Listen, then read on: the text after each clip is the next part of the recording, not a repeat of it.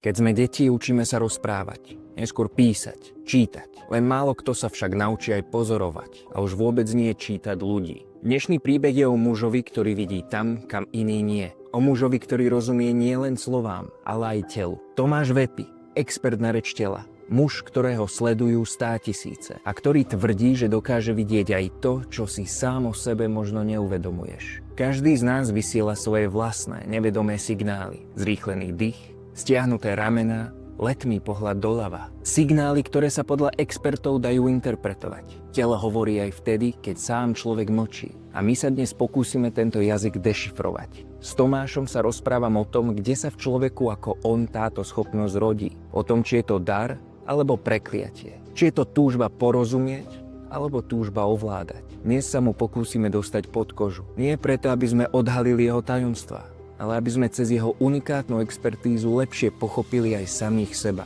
Volám sa Richard Mažonas a práve počúvaš Pod kožu.